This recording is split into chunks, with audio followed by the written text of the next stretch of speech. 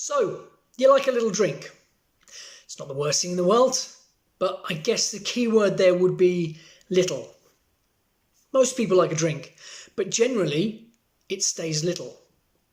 There's nothing wrong with alcohol so long as you drink in moderation.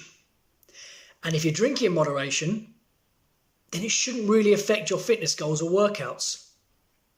So, what's the big deal with alcohol? The first thing to understand about alcohol is its content. There are 7 calories in a gram of alcohol. That's almost twice as many calories that are in a gram of protein or carbohydrates. So, when you're thinking about your diet, that's something you have to factor in. One drinking session can end up being a sizable chunk of your calorific intake. Especially if you've been really sensible throughout the week, you can easily throw that all away over the weekend. And what are you getting for that sizable chunk? Well, there's a reason why calories from alcohol are described as wasted calories. It's not very nutritious, is it?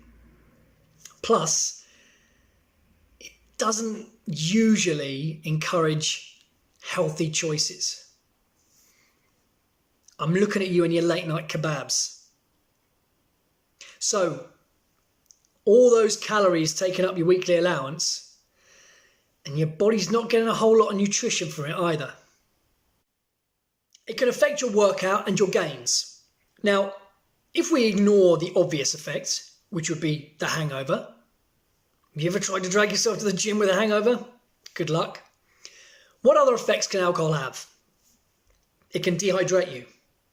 And it can affect your motor functions and reactions. Neither of which is great for exercise or sport. But there's something less obvious going on too. Alcohol can severely affect your growth hormones and testosterone levels, especially the day after a drinking session. Some studies suggest that testosterone levels can drop by as much as a third the following day, which is obviously going to negatively impact any gains or progress you'd be making during training. And it's not exactly going to be great for your recovery either. Your body's having to deal with all that instead. And then there's the real danger, addiction. It can very easily become an outlet you turn to, an outlet you need. Assess your relationship with alcohol. And if it isn't a healthy or controlled one, or the people around you don't think it is, it's probably time to get some help.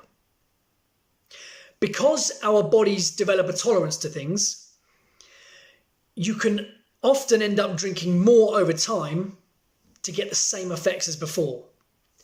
Be very aware of this. If you can't moderate or go without, you might have a serious drinking problem. And there are places and people you can contact, like your doctor or Drinkline or those close to you. And try to avoid binging. It's a lot for your body to handle. And it's often when we do our most stupid things and end up injured. There's nothing really wrong with alcohol. Just be aware of how it fits in your diet, calorie intake, and your workout plan. And be more aware of your relationship with it. As soon as that relationship starts to seem dependent, it's time to end it. Everything in moderation. See you again next week.